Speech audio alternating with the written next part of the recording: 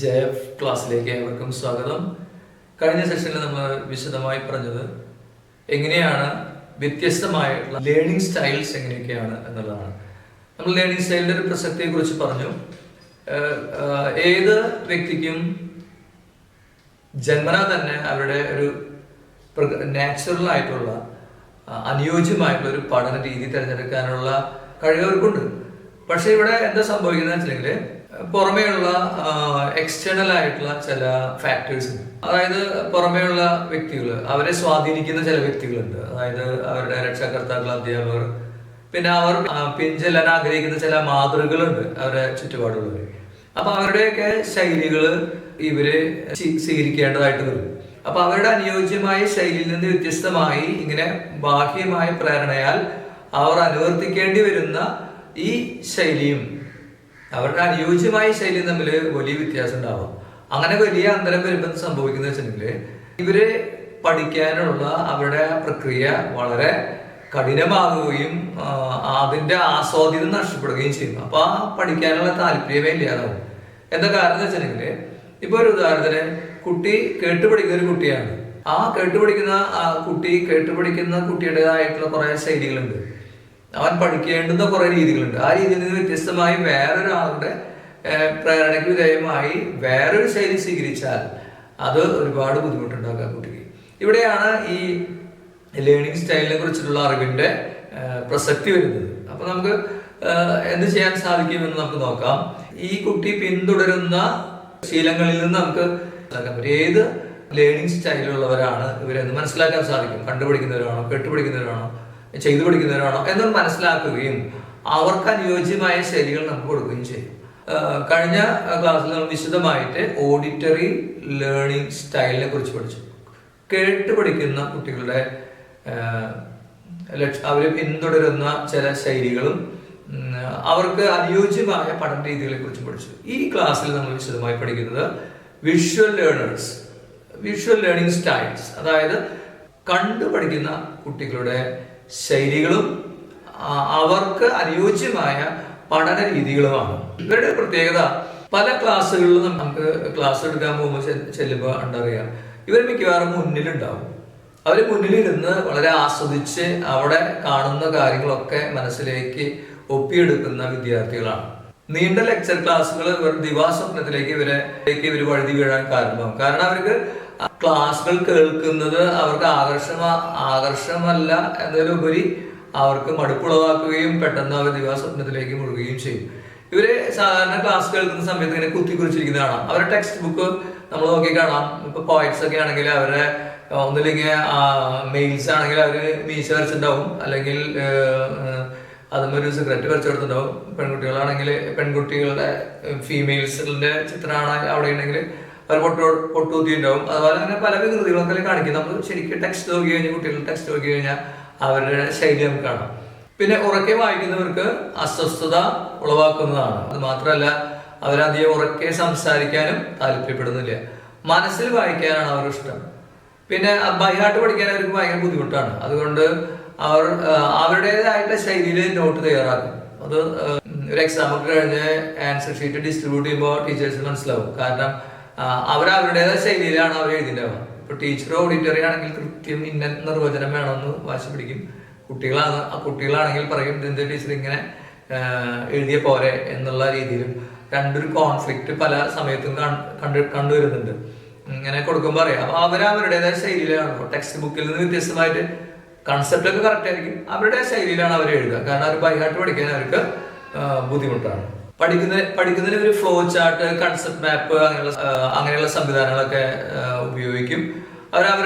അവരുടെ സ്റ്റഡി റൂമിൽ പോയാൽ കാണാം, നമുക്ക് അവർക്ക് അത്യാവശ്യമായിട്ടുള്ള കാര്യങ്ങൾ ചാർട്ടില് ഫോർമുലകളൊക്കെ എഴുതിയിട്ടുണ്ടാവും. അതുപോലെ പ്രധാനപ്പെട്ട പോയിന്റ്സ് ഒക്കെ അങ്ങനെ എഴുതിയിട്ടുണ്ടാവും. അത് മാത്രമല്ല, അവരുടെ നോട്ട് പുസ്തകത്തിലാണെങ്കിലും ടെക്സ്റ്റ് ബുക്കിലാണെങ്കിലും പ്രധാനപ്പെട്ട പോയിന്റുകൾ അവർ ഹൈലൈറ്റ് ചെയ്യും. മാർക്കറൊക്കെ വെച്ച് നല്ല ഹൈലൈറ്റ് ചെയ്തിരിക്കുന്നതായിട്ട് നമുക്ക് ശ്രദ്ധിച്ചാൽ കാണാൻ സാധിക്കും. പിന്നെ അവരുടെ കൈയക്ഷരത്തിന് പ്രത്യേകതയുണ്ട്. അവര് പൊതുവെ കമ്പാരിറ്റീവ്ലി വലിയ അക്ഷരമാവും എന്ന് പറഞ്ഞാൽ ക്യാപിറ്റൽ ലെറ്റർ എന്നല്ല ഉദ്ദേശിക്കുന്നത്. കമ്പാരിറ്റീവ്ലി മറ്റുള്ളവരെക്കാൾ വലിയ അക്ഷരത്തിലാവും ഉണ്ടാവുക. പിന്നെ അക്ഷരങ്ങളുടെയും വാക്കുകളുടെയും അതുപോലെയുള്ള സെന്റൻസുകളുടെ ഇടയിലൊക്കെ ഒരുപാട് ഗ്യാപ്പ് കാണും. പിന്നെ നമ്മൾ ഓഡിറ്ററി ലേണേഴ്സിന്റെ അതായത് ഓഡിറ്ററി ലേണേഴ്സ് എന്ന് പറഞ്ഞ വിഭാഗത്തെ കുറിച്ച് നമ്മൾ കഴിഞ്ഞ സെഷനിൽ പഠിച്ചു. അതായത് കേട്ട് പഠിക്കുന്നതിനെ കുറിച്ച് അവർ വളരെ നീറ്റായിട്ടാണ് കേട്ടോ. പക്ഷെ ഇവിടെ അത്ര നീറ്റ്നെസ് ഒന്നും ഉണ്ടാവില്ല. പിന്നെ മാർജിനും അതുപോലെ തന്നെ വർക്കിംഗ് കോളൊന്നും അവരത്ര ശ്രദ്ധിക്കില്ല. അതുപോലെ ചിത്രങ്ങളിലെ ഭാഗങ്ങളൊക്കെ അടയാളപ്പെടുത്തി അവർ പഠിക്കുന്നതായിട്ട് കാണാം. പിന്നെ യാത്ര പോകുമ്പോൾ ഒരു റൂട്ട് മാപ്പ് കൊണ്ടുപോകും. നന്നായി വരച്ച് കൃത്യമായിട്ട് മറ്റുള്ളവരെന്നൊക്കെ ചോദിച്ചറിഞ്ഞ് അത് വരച്ച് കൊണ്ട് റൂട്ട് മാപ്പ് കൊണ്ടുപോകാൻ അവർക്ക് ഇഷ്ടമാണ്. ഒരു യാത്ര പോവുകയാണെങ്കിൽ അതിലേക്കുള്ള ദിശകളെ കുറിച്ച്, വഴികളെ കുറിച്ച്, അവിടെയുള്ള മൈൽ സ്റ്റോൺസിനെ കുറിച്ച്, അവിടെ ചുറ്റുപാടും അതുപോലെ ആ സ്ഥലത്തിന്റെ ഒരു പ്രത്യേകതകളെ കുറിച്ചൊക്കെ അവർക്ക് നല്ല ധാരണ ഉണ്ടാവും. വേറൊരാള് ഇങ്ങനെയുള്ളവരോട് വഴി ചോദിക്കുകയാണെങ്കിൽ കൃത്യമായിട്ട് വരച്ച് അവരെ ഇങ്ങനെ കാണിച്ചു കൊടുക്കും. അവർ പറയില്ലധികം, ഇങ്ങനെ വരച്ചിട്ട് കാണിച്ചു കൊടുക്കുക. ആസ്വദിച്ച് വരയ്ക്കുന്നവരും പെയിന്റ് ചെയ്യുന്നവരാണ് ഇത്തരം കുട്ടികൾ. ഇവർ കണ്ടുമുട്ടുന്നവരുടെ പേരുകൾ ഓർക്കാറില്ല. പക്ഷെ മുഖം എത്ര വർഷം കഴിഞ്ഞാലും എത്ര കാലം കഴിഞ്ഞാലും മുഖം ഓർക്കും. പിന്നെ അതുപോലെ മറ്റുള്ളവർക്ക് വർണ്ണശബളമായ സമ്മാനങ്ങൾ കൊടുക്കാറുണ്ട്. അതുപോലെ കാർഡുകൾ, ഇതൊക്കെ അവർ കൊടുക്കാൻ ഇഷ്ടപ്പെടും. അതുപോലെ തിരിച്ചും അവർക്ക് ഇങ്ങനെയുള്ള സമ്മാനങ്ങളും വളരെ കളർഫുൾ ആയിട്ടുള്ള സമ്മാനങ്ങൾ വളരെ ഇഷ്ടമാണ്. ഇതുപോലെ വേറെ പ്രത്യേകത ഉള്ളത്, ഇങ്ങനെയുള്ളവർക്ക് പോസിറ്റീവ് സ്ട്രോക്ക് കൊടുക്കുമ്പോൾ ഓഡിറ്ററി ലേണേഴ്സിന്, അതായത് കേട്ട് പഠിക്കുന്ന കുട്ടികൾക്കാണെങ്കിൽ നമുക്ക് നല്ല വാക്കുകളാണ് അവർക്ക് ഇഷ്ടം. അവർക്ക് സമ്മാനമൊന്നും ഇഷ്ടമില്ല. നമ്മളൊരു സമ്മാനം കൊടുത്താൽ, ഒരു ഗിഫ്റ്റ് കൊടുത്താലൊന്നും അവർക്കത് അത്ര വിലമതിക്കില്ല. അതിനേക്കാൾ അവർക്ക് ഇഷ്ടപ്പെടുന്നവര് നല്ല വാക്കാണ്. അപ്പോൾ നമുക്ക് ഓഡിറ്ററി ആയിട്ടുള്ള കുട്ടികളാണുള്ളതെങ്കിൽ, പേരൻസ് ആണെങ്കിലും ടീച്ചേഴ്സ് ആണെങ്കിലും ഒക്കെ അവർക്ക് അങ്ങനെ നല്ല വാക്കുകൾ, എന്തെങ്കിലും ഒരു നല്ല കാര്യം ചെയ്ത് കഴിഞ്ഞാൽ ഗുഡ്, നന്നായിട്ടുണ്ട് എന്നൊക്കെ പറഞ്ഞ് ആ വാക്കുകളാണ് അവർക്ക് ഒരു ഗിഫ്റ്റിനേക്കാൾ അവർ വിലമതിക്കുന്നത്. അതേസമയം വിഷ്വൽ ആയിട്ടുള്ള കുട്ടികൾക്ക്, അതായത് കണ്ടുപിടിക്കുന്ന കുട്ടികൾക്ക് നല്ല വാക്ക് എടുക്കുകയില്ല, നന്നായിട്ടുണ്ടെന്ന് പറഞ്ഞാൽ അവർക്ക് അത്ര അത് ഒരു വിഷയമില്ല. അവർക്ക് അത് ഉള്ളത് ഒരു കളർഫുൾ ആയിട്ടുള്ള എന്തെങ്കിലും, ഒരു പെൻസിൽ കൊടുത്താൽ മതി, ഒരു പേന കൊടുത്താൽ മതി, അല്ലെങ്കിൽ എന്തെങ്കിലും വിലപിടിപ്പ് വേണമെന്നില്ല, അല്ലെങ്കിൽ ഒരു കാർഡ് കൊടുത്താൽ മതി. അതൊക്കെ വളരെ ഇഷ്ടമാണ് അവർക്ക്. അപ്പൊ അവർക്ക് പോസിറ്റീവ് സ്ട്രോക്ക് കൊടുക്കുമ്പോൾ ഇങ്ങനെയുള്ള വസ്തുക്കൾ കൊടുക്കാൻ നോക്കുക, അങ്ങനെയുള്ള കളർഫുൾ ആയിട്ടുള്ള ഗിഫ്റ്റുകൾ കൊടുക്കാൻ നോക്കുക. പോസിറ്റീവ് സ്ട്രോക്ക് എപ്പോഴും ഒരു കുട്ടിക്ക് വിശ്വാസം നൽകുന്നതാണ്. പിന്നെ അവര് ചെയ്യാറുള്ള പൊതുവെ കണ്ടിട്ടുള്ള നോവലുകളൊക്കെ വായിക്കുമ്പോൾ ഈ സംഭാഷണ ഭാഗമൊക്കെ പെട്ടെന്ന് സ്കിപ്പ് ചെയ്തിട്ട് ഇങ്ങനെ മറക്കുന്നതായിട്ട് നമുക്ക് കാണാം. അപ്പൊ ഇതൊക്കെയാണ് ഇവര് സാധാരണ പിന്തുടരുന്ന ശീലങ്ങൾ. ഇവരുടെ ലേണിംഗ് സ്റ്റൈലിൽ വ്യത്യാസം ഉണ്ടാവും. ഇവർക്ക് അനുയോജ്യമായ പഠന രീതികളെ കുറിച്ച് നമുക്കൊന്ന് നോക്കാം. ഒരിക്കലും ഒരു ക്ലാസ് പി ടി നടക്കുന്ന സമയത്ത് ഒരു എഡ്യൂക്കേഷൻ ഡിപ്പാർട്ട്മെന്റിലുള്ള ഒരു ഉദ്യോഗസ്ഥ തന്നെയാണ്, അവരുടെ മകനാണ് അവിടെ പഠിക്കുന്നത്. അങ്ങനെ ആളൊരു കംപ്ലൈന്റ് ഇതാണ്, എൻ്റെ മകൻ ഇങ്ങനെ ഉറക്കം വായിച്ച് പഠിക്കുന്നില്ല, മാഷ് ഇതിനൊക്കെ ഇവരുടെ രീതികളൊക്കെ കൂട്ടു നിൽക്കാല്ലേ എന്ന് വെച്ചാൽ. അപ്പൊ ഞാൻ പറഞ്ഞു എന്താണ് പ്രശ്നം? അപ്പൊ എനിക്കറിയാം ആ കൊച്ചിന്റെ കാര്യം എനിക്കറിയാം. കൊച്ചു നന്നായി വരയ്ക്കുന്ന കുട്ടിയാണ്, വിഷ്വൽ ലേണിംഗ് സ്റ്റൈലുള്ള കുട്ടിയാണ്. അപ്പൊ നന്നായി ക്ലാസ്സിൽ നല്ല കൃത്യമായിട്ട് മുമ്പിൽ വന്നിരിക്കും, കാര്യങ്ങളൊക്കെ പറയുന്നത്, അതൊക്കെ അവിടെ വരയ്ക്കുന്നതും കാര്യങ്ങളൊക്കെ ശ്രദ്ധിച്ചിരിക്കും. അപ്പൊ എനിക്കറിയാം ഒരു വിഷ്വൽ ലേണിംഗ് സ്റ്റൈലുള്ള കുട്ടിയാണ്. അപ്പൊ ഞാൻ ചോദിച്ചു, മാഡം എന്താണ് അവനെ എങ്ങനെ നിർബന്ധിക്കുന്നത്, ഉറക്കം വായിക്കാൻ നിർബന്ധിക്കുന്നത്, എന്താണ് ഇപ്പൊ ഉറക്കം വായിക്കുന്നതുകൊണ്ടുള്ള ഗുണം എന്താണെന്ന് ചോദിച്ചു. ആ പാരന്റ് വളരെ പ്രാക്ടിക്കലായിട്ടാണ് പറയുന്നത്. രാവിലെ എനിക്ക് ഒരുപാട് പണികളുണ്ടാവും, അല്ലെങ്കിൽ കിച്ചണിൽ ഞാൻ പണിയെടുക്കുന്ന സമയത്ത് ഇവനെനിക്ക് ശ്രദ്ധിക്കാൻ പറ്റാറില്ല. അപ്പൊ ഞാൻ പറഞ്ഞു എന്താ അങ്ങനെ പറയുന്നത്, അവിടെ നിന്ന് പഠിച്ചോളൂ. ഇല്ല, അത് ഫസ്റ്റ് ഫ്ലോറിലാണ് അവൻ ഇന്ന് പഠിക്കുന്നത്, എൻ്റെ റൂം ഫസ്റ്റ് ഫ്ലോറിലാണ്. അപ്പൊ അവൻ അവിടെ നിന്ന് പഠിക്കണ്ടോ ഇല്ല എന്ന് എനിക്ക് തിരിച്ചറിയാൻ ബുദ്ധിമുട്ടാണ്. അപ്പൊ അതുകൊണ്ട് അവൻ ഉറക്കെ വായിച്ചു കഴിഞ്ഞാൽ എനിക്ക് ഈ അടുക്കളയിൽ നിന്ന് കേൾക്കാം, അതുകൊണ്ടാണ് ഞാൻ അവനോട് ഉറക്കെ വായിക്കാൻ പറയുന്നത് എന്ന് പറഞ്ഞു. അപ്പൊ ഈ രീതികളാണ് നമ്മൾ ആ കുട്ടികളോട് പറയുന്നത്. നിങ്ങൾ ആലോചിച്ച് നോക്കിയാൽ വിഷ്വൽ ആയിട്ടുള്ള ഒരു കുട്ടിയാണെങ്കിൽ, വിഷ്വൽ ലേണർ ആയിട്ടുള്ള ഒരു കുട്ടി മനസ്സിൽ വായിച്ച് പഠിച്ചോട്ടെ, മനസ്സിൽ വായിച്ച് അവൻ പഠിച്ച കാര്യങ്ങൾ എഴുതിക്കോട്ടെ. കാരണം അവൻ ഈ ഡേ ഡ്രീമിങ്ങിന്റെ ഒരു ശല്യം ഉള്ളത് കൊണ്ട് ഇവർ ചിലപ്പോ അവിടെ ഇരുന്ന് ചിലപ്പോ അങ്ങനെ പെട്ടെന്ന് ദിവാസ്വപ്നങ്ങളിലേക്കൊക്കെ വഴുതി പോകാം. അപ്പൊ അവരോട് പഠിച്ച കാര്യങ്ങൾ ഒന്ന് മനസ്സിൽ വായിച്ചാൽ മതി, വിരോധമില്ല എന്ന് പറയാം. പക്ഷെ ആ പഠിച്ച കാര്യങ്ങൾ ഒന്ന് എഴുതി കാണണം. അപ്പൊ നമുക്ക് എപ്പോഴെങ്കിലും നമ്മൾ അവിടെ ചെല്ലുമ്പോൾ അവരോട് ചോദിക്കുക എന്തൊക്കെ പഠിച്ചു, എവിടെ എത്ര പേര് എഴുതിയിട്ട് നോക്കട്ടെ എന്ന് പറഞ്ഞു കഴിഞ്ഞാൽ നമുക്ക് തീരെ മനസ്സിലാക്കാൻ സാധിക്കില്ല. അവന്റെ ശബ്ദം കേട്ടിട്ട് വേണ്ട നമുക്ക് അത് മനസ്സിലാക്കാൻ. പിന്നെ ഇവർക്ക് ഏറ്റവും നല്ല രീതി ഇപ്പം പറഞ്ഞ മനസ്സിൽ വായിച്ച് പഠിച്ചാൽ മതി, മനസ്സിൽ വായിക്കുക എന്നിട്ട് എഴുതി പഠിച്ചാൽ മതി. Flow chart, concept map, web chart, ഇതൊക്കെ വളരെയധികം ഉപയോഗിക്കാം. നെറ്റിലൊക്കെ അതിന് ഒരുപാട് എക്സാമ്പിൾസ്, ഒരുപാട് രീതികളും ശൈലികളൊക്കെ കൊടുത്തിട്ടുണ്ട്, വെബ് ചാറ്റുകൾ. ഒരു കുട്ടീനെ പരിചയപ്പെട്ടു. അപ്പൊ ആ കുട്ടി പറഞ്ഞത് എങ്ങനെയാണ്, ഞാൻ ഓർമ്മിക്കുന്നത് ഇങ്ങനെയാണ്, PSC പരീക്ഷയ്ക്ക് റെഫർ ചെയ്യുന്നതാണ്.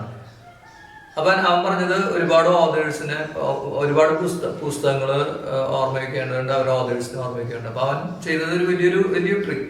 അതിൽ പല ഫ്രൂട്ട്സ് ഉണ്ട്. അതിലിപ്പോ ചക്കയുണ്ട്, മാങ്ങയുണ്ട്, അതുപോലെ തന്നെ റംബൂട്ടാനുണ്ട്, ആപ്പിൾ ഉണ്ട്, ഓറഞ്ച്, ഇതൊക്കെ അത് പിന്നെ ഉണ്ട്. അപ്പൊ ഇവിടെ അവൻ ചെയ്യുന്ന പരിപാടി ഇതാണ്. ഒരു ആപ്പിളിന്റെ അവൻ അവിടെ എഴുതിയേക്കാണ് ഗോഡ് ഓഫ് സ്മോൾ തിങ്സ്. അതിന്റെ ആ തണ്ടുമേ, ആ ഞെട്ടിയുമേ അവൻ എഴുതിയിട്ടുള്ളത് എന്താണ് എഴുതിയിട്ടുള്ളത്, അത് അരുന്ധതി റോയ് എന്നാണ്. വേറൊരു ചക്ക നിൽക്കുന്നുണ്ട്, ആ ചക്ക എഴുതിയിട്ടുള്ളത് ഖസാക്കിന്റെ ഇതിഹാസം. അപ്പൊ അവിടെ അതിന്റെ തണ്ടുമേ OV വിജയൻ എന്നെഴുതിയിട്ടുണ്ട്. അതുപോലെ തന്നെ വേറെ ഒരു ഓറഞ്ച്, അപ്പൊ അതിന് ചെമ്മീൻ എന്ന് എഴുതിയിട്ടുണ്ട്. അപ്പൊ അവിടെ തകഴി ശിവശങ്കരപ്പിള്ള. അതുപോലെ മതിലുകൾ, വേറൊരു ഫ്രൂട്ട്സ് മാങ്ങ മതിലുകൾ എന്ന് എഴുതിച്ചു. അതിൻ്റെ അവിടെ കൃത്യമായിട്ട് മുഹമ്മദ് ബഷീർ എന്ന് എഴുതിച്ചു. അപ്പൊ ഈ രീതിയിൽ പിക്ചറൈസേഷൻ ആണ്. നമ്മുടെ JF ക്ലാസ്സസ് എന്ന് പറയുന്ന ചാനലിൽ നമ്മൾ കൃത്യമായിട്ട് മെമ്മറി ടെക്നിക്സിനെ കുറിച്ച് പഠിച്ചിരുന്നു. അപ്പൊ അതില് വിഷ്വൽ ലിങ്കിങ്ങിനെ കുറിച്ച് നമ്മൾ പറഞ്ഞിരുന്നു. വിഷ്വലൈസ് ചെയ്യുന്നത് എങ്ങനെയാണ്, പിന്നെ അതുപോലെ ന്യൂമോണിക്സ് എങ്ങനെയാണ്. അപ്പൊ ഇവർക്ക് ഇങ്ങനെയുള്ള രീതികൾ, അതായത് വിഷ്വൽ ലിങ്കിങ്, അതുപോലെ ന്യൂമോണിക്സ് ഒക്കെ ഇവർക്ക് ചേരും. ഈ രീതികളൊക്കെ അവർക്ക് ഉപയോഗിക്കാം. പിന്നെ പഠിക്കാനുള്ള കാര്യങ്ങളൊക്കെ അവർ എന്തിൽ എഴുതിയിട്ടുണ്ട്, ചാർട്ടിൽ എഴുതി അവരുടെ സ്റ്റഡി റൂമിൽ പ്രദർശിപ്പിച്ചിട്ടുണ്ട്. അപ്പോൾ അങ്ങനെ പെട്ടെന്ന് കാണുമ്പോൾ നമുക്ക് ആ റൂമിൽ കിടക്കുന്ന തന്നെ പ്രധാനപ്പെട്ട ഫോർമുലകൾ, പ്രധാനപ്പെട്ട പോയിന്റ്സ് ഒക്കെ അവർക്ക് മനസ്സിലാക്കാൻ സാധിക്കും. അത് കണ്ടുപിടിക്കുന്ന കുട്ടികളുടെ ഒരു രീതിയാണ്. ഇനി ഇതിന്റെ ഒരു പ്രത്യേകത, ഇപ്പോഴത്തെ പഠന സമ്പ്രദായങ്ങളിലൊക്കെ നമുക്ക് ക്ലാസ് റൂമുകളൊക്കെ ഹൈടെക് ആയി. എല്ലാ ക്ലാസ് റൂമുകളും ഹൈടെക് ആണ്, ഒരുപാട് അഡ്വാൻസ്ഡ് ആണ്. ഇപ്പോൾ എല്ലാ തരത്തിലുള്ള സംവിധാനങ്ങളും ഉണ്ട്. LCD പ്രൊജക്ടർ ഉണ്ട്, ലാപ്ടോപ്പ് ഉണ്ട്, ഒക്കെ ഉണ്ട്. അപ്പോൾ ടീച്ചേഴ്സ് ഇത് ഒരുപാട് നന്നായിട്ട് ഉപയോഗിക്കുന്നുണ്ട്. അപ്പൊ ഇങ്ങനെയുള്ള കുട്ടികൾക്കും വളരെ നല്ലതാണത്. അതായത് അനിമേഷൻസ്, അതുപോലെ വീഡിയോകൾ ഒക്കെ ഒരുപാട് കിട്ടാനുണ്ട്. നെറ്റിലൊക്കെ ഒരുപാട് അനിമേഷൻസും വീഡിയോ കിട്ടാനുണ്ട്. ഇപ്പൊ നമ്മൾ തന്നെ നമ്മുടെ ചാനലിൽ തന്നെ ഇപ്പൊ ഏകദേശം ഒരു 10-20 വീഡിയോകൾ ലബോറട്ടറിയിൽ ചെയ്യുന്ന എക്സ്പെരിമെന്റുകൾ ലൈവായിട്ട് നമ്മൾ ചെയ്തിരുന്നു.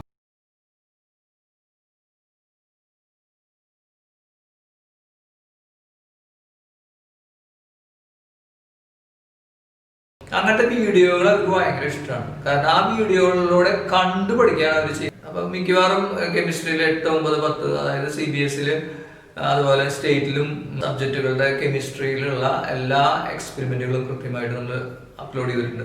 അപ്പൊ അതൊക്കെ ഒന്ന് കാണാം. അപ്പൊ ഇങ്ങനെയുള്ള കുട്ടികൾക്ക് അങ്ങനെയുള്ള വളരെയധികം ഇത്തരം വീഡിയോകൾ സഹായമാകും. അപ്പൊ അതൊരു രീതിയാണ് അവരുടെ.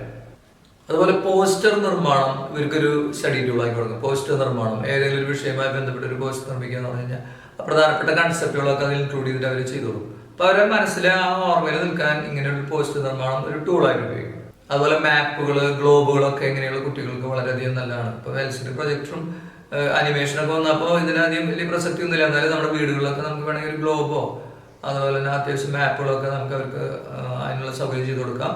കുട്ടികൾ ഇപ്പൊ സോഷ്യലാണെങ്കിലൊക്കെ ഗ്ലോബും അതുപോലെ മാപ്പുകളും, അതുപോലെ പിക്ചറൈസേഷൻ ഒരു നല്ലതെന്ന് നേരത്തെ പറഞ്ഞു. നമ്മളിപ്പോ ഒരു എക്സാമ്പിൾ, ഒരു പീരിയോഡിക് ടേബിൾ നിങ്ങൾ കണ്ടിട്ടുണ്ടോ അറിയില്ല. പീരിയോഡിക് ടേബിളിൽ പിക്ചറൈസേഷനുള്ള പീരിയോഡിക് ടേബിൾ ഉണ്ട്. അതായത് അതിന്റെ പ്രധാനപ്പെട്ട ഓരോ എലമെന്റുകളുടെയും പ്രധാനപ്പെട്ട ഉപയോഗങ്ങൾ കൃത്യമായിട്ട് മനസ്സിലാക്കാവുന്ന രീതിയിലുള്ള പിക്ചറൈസ് ചെയ്തിട്ടുള്ള ഇല്ലുസ്ട്രേറ്റഡ് ആയിട്ടുള്ള എന്ത് കാണാം, നമുക്ക് പീരിയോഡിക് ടേബിൾ കാണാം. അതൊക്കെ നെറ്റിൽ അവൈലബിൾ ആണ്. അപ്പൊ അതൊക്കെ ഒന്ന് അവർക്ക് പരിചയപ്പെടുത്തി കൊടുക്കാം. അതൊക്കെ അവർക്ക് ആ പഠിക്കുന്ന കാര്യങ്ങളിൽ വളരെ ആസ്വദിച്ച് പഠിക്കാൻ അതൊക്കെ നന്നായിരിക്കും. ഗൈഡഡ് വിഷ്വലൈസിങ് ടെക്നിക്സ്, ന്യൂമോണിക്സ്, ഇതൊക്കെ അവർക്ക് ഓർമ്മ വർദ്ധിപ്പിക്കാൻ ഇവർക്ക് നല്ലതാണ്. പഠിക്കാനുള്ള കാര്യങ്ങൾ കൃത്യമായിട്ട് വ്യത്യസ്ത ആകൃതികളിലാക്കി, കൊളാഷ് രൂപത്തിലൊക്കെ ആക്കി വ്യത്യസ്ത ദിശകളിൽ എക്സിബിറ്റ് ചെയ്യാം. പേപ്പർ ഗെയിമുകൾ, അതുപോലെ തന്നെ കുത്തുകൾ യോജിപ്പിക്കുക, വഴി കണ്ടുപിടിക്കുക, ഇതൊക്കെ നമുക്ക് ഇവർക്ക് മൾട്ടിപ്ലിക്കേഷൻ ടേബിളൊക്കെ, ഗുണനപ്പട്ടിയൊക്കെ പഠിപ്പിക്കാൻ ഇവർക്ക് ഇങ്ങനെയുള്ള ഉപയോഗിക്കാം ചെറിയ ക്ലാസ്സുകൾ.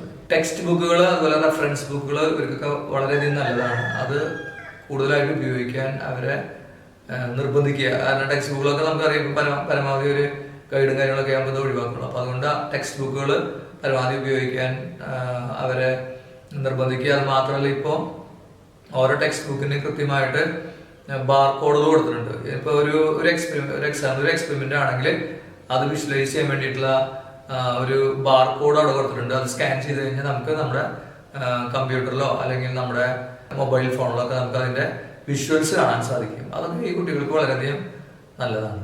വിഷയാധിഷ്ഠിത പ്രദർശനങ്ങൾ, ഒരു പ്രത്യേക സബ്ജക്റ്റിനെ ബേസ് ചെയ്തിട്ടുള്ള ചില എക്സിബിഷൻസ് ഒക്കെ ഉണ്ട്. ഇപ്പോൾ വിദ്യാലയങ്ങളിലൊക്കെ ചെയ്യുന്നുണ്ട്. അപ്പോൾ അങ്ങനെയുള്ളതിനൊക്കെ അവരെ പങ്കെടുപ്പിക്കുക, അതൊക്കെ ഇവർക്ക് പഠിക്കാനുള്ള ഒരു വലിയൊരു ടൂളാണ്. കണ്ടു പഠിക്കുക എന്നുള്ളതാണ്. അപ്പോൾ അങ്ങനെയുള്ള സൗകര്യങ്ങളൊക്കെ ചെയ്യും. അപ്പോൾ ഇതൊക്കെയാണ് ഏറ്റവും പ്രധാനപ്പെട്ടത് മനസ്സിൽ വായിച്ച് അവർക്ക് എഴുതാനുള്ള ഒരു സൗകര്യം ചെയ്തു കൊടുക്കുക.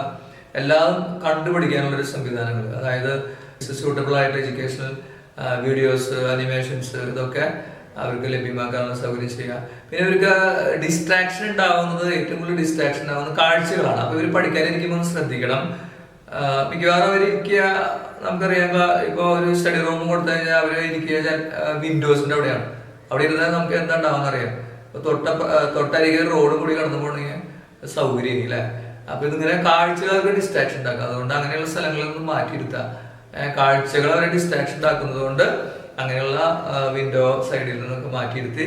അപ്പൊ ഇതൊക്കെയാണ് ഹൈലൈറ്റർ ഉപയോഗിക്കുക, പ്രധാനപ്പെട്ട പോയിന്റുകൾ. അതുപോലെ കൺസെപ്റ്റ് മാപ്പുകൾ ഒന്ന് പരിചയപ്പെടുത്തി കൊടുക്കണം. അതിന് നമ്മൾ കെമിസ്ട്രിയിലൊക്കെ ഒരുപാട് കൺസെപ്റ്റ് മാപ്പുകൾ പരിചയപ്പെടുത്തി കൊടുത്തിട്ടുണ്ട്. ആ വീഡിയോകളൊക്കെ ഒന്ന് കണ്ട അതിൽ കൺസെപ്റ്റ് മാപ്പുകൾ എങ്ങനെയൊക്കെയാണ്, ഓരോ വിഷയങ്ങളുടെയും കൺസെപ്റ്റ്, ഇതൊക്കെ നമുക്കൊന്ന് സഹായിക്കാം അവരെ.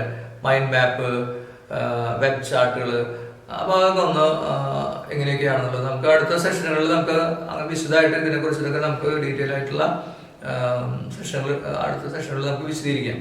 അടുത്ത സെഷനുകളിൽ web chart, concept map, mind map, അങ്ങനെയുള്ള ഫ്ലോ ചാർട്ടുകളൊക്കെ ഉണ്ടാക്കുന്ന രീതിയിലൊക്കെ നമുക്കൊന്ന് പരിചയപ്പെടുത്താവുന്നതാണ്. നമുക്കൊന്ന് പരിചയപ്പെടുത്താം.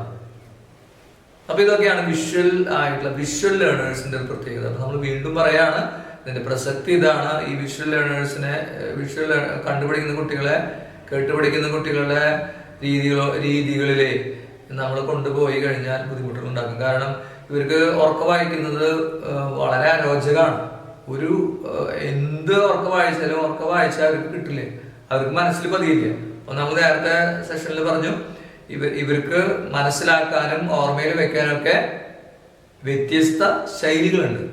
അപ്പൊ ഓഡിറ്ററി ആണെങ്കിലും വിഷ്വൽ ആണെങ്കിലും കിനസ്തെറ്റിക് ആണെങ്കിലും ഇവർക്കൊക്കെ വ്യത്യസ്ത രീതികളാണ്.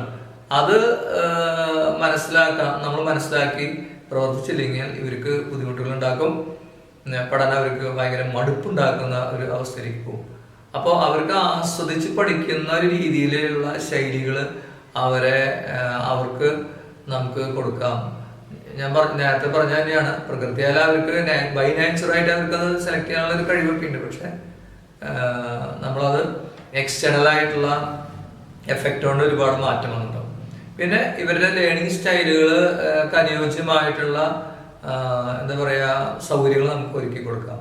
ഒരു വൈറ്റ് ബോർഡ്, അതുപോലെ ഹൈലൈറ്റർ, അതുപോലെ കളർഫുൾ ആയിട്ടുള്ള റെഫറൻസ് ബുക്കുകൾ, ഇതൊക്കെ ലൈബ്രറിയിലും കാര്യങ്ങളൊക്കെ ഉണ്ട്. അപ്പോൾ അതൊക്കെ ഒന്ന് അവർ നിർബന്ധിക്കുക, അങ്ങനെ ചെയ്യണം എന്നൊക്കെ പറഞ്ഞ് നിർബന്ധിക്കുക. കണ്ടുപിടിക്കുന്നവരും ചെയ്തു പഠിക്കുന്നവരുമാണ് മിക്കവാറും ഈ പഠനവൈകല്യമുള്ള കുട്ടികളിൽ വിഭാഗത്തിൽ പെടുന്നത്. അപ്പം അതുകൊണ്ട് അവരുടെ ആസ്വദിച്ച് പഠിക്കുന്ന രീതികളിൽ നിന്ന് നമ്മൾ വ്യത്യസ്തമായ രീതികളിൽ അല്ലെങ്കിൽ നമ്മുടെ രീതികളിൽ പിൻചെല്ലാൻ വേണ്ടി നിർബന്ധിക്കരുത്.